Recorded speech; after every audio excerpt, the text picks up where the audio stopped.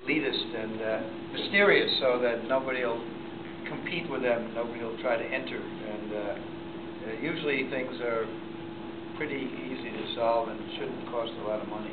Yeah?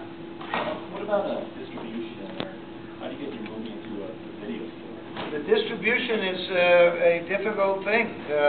Again, the good news is you can make movies for pretty much nothing, so you don't really, you can make them for yourself and put them up on the internet.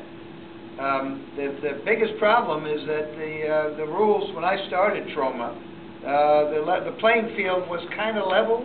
It was still disadvantageous to the independent, but at least if you had a movie that somebody wanted to see, there were enough movie chains that were competing with each other. They wanted a movie that people would want to go see. There was competition, something called competition. During Reagan, the consent decree of 1948, that was done away with, so that the studios could then own the movie theaters. It used to be that the studios couldn't own, the conglomerates weren't allowed to own movie theaters. Now they are, since the 80s. And that has made it, they've all been consolidated, so you have very few independent movie theaters. And so that makes it a big problem with the theaters. So we still, at least, we release about one movie a month. Most of them are straight to DVD, but occasionally, like Poultrygeist will play movie theaters. That movie played about 300 theaters, but one by one by one by one. And it's very hard to get a theater, and it's even harder to stay in the theater, even if you do business, because the 5 or 6 giant conglomerates control everything. They threaten the theater.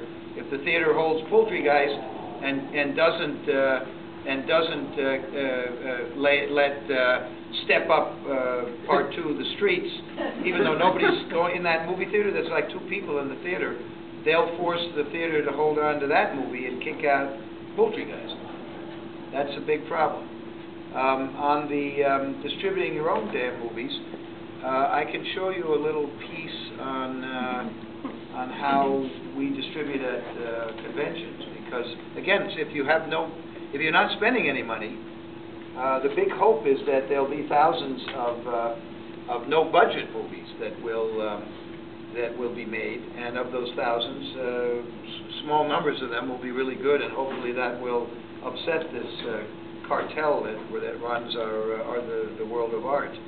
And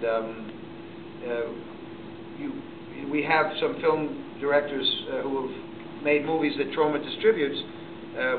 One guy's a liquor store clerk, and of course that's why I became friends with him. And he made the Zombiegeddon, which cost about $15,000, I think, and has some stars in it, kind of horror stars, not Julia Roberts, but some of the people in your convention here. There's another guy, Giuseppe Andrews, who is an actor, and he makes movies for $1,000 or $2,000. He does everything himself. In fact, I think he does some editing in the camera. And they're masterpieces. They're amazing movies. Trailer Town, Touch Me in the Morning. He lives in a trailer camp.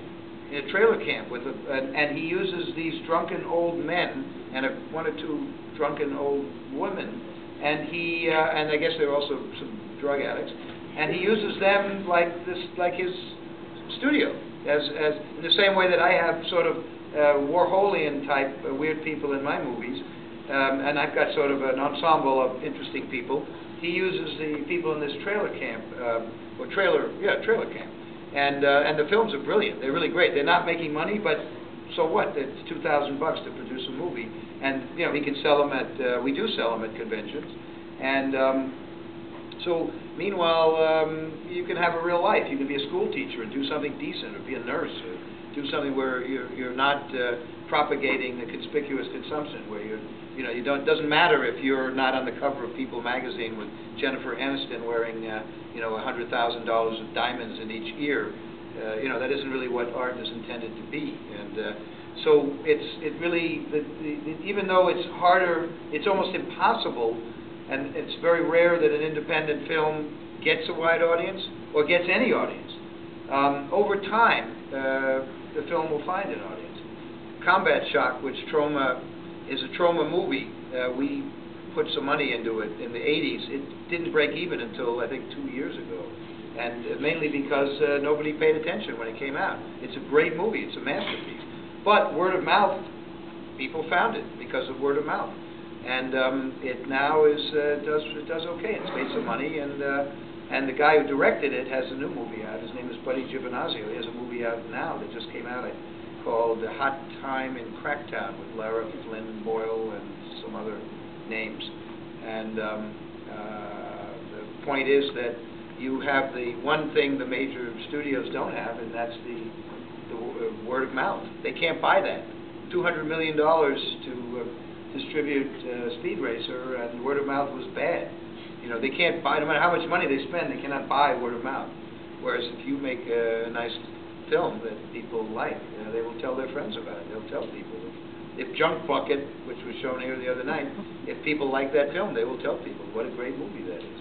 And that's kind of how we've survived. Troma has survived because we have good word of mouth, and our fans tell their friends, and they make the extra effort to go and see our movies. And it's you know, the word cult film, the media uses it derisively, but really the big mainstream movies have indulged in, it's basically brainwashing. They're like fast food. You know, everywhere you look, you see ads for whatever the movie is that's coming out, billboards, T-shirts, full-page ads. It's on television, YouTube, wherever, and then fast food giveaway toys, and no matter what, and the public is sort of brainwashed into going. It's like zombies. That's why the zombie image of Poultrygeist is so good, because the media sort of puts the Kool-Aid in the water, and then the public, like zombies, goes and looks at this stuff, and it's like fast food. It tastes good going down, and then you know, a little bit later you get diarrhea. And whereas the people who go to see a so-called cult movie, they have to make the effort to find it. They're going because they really want to see it. They're not going because they've been programmed by E! Entertainment or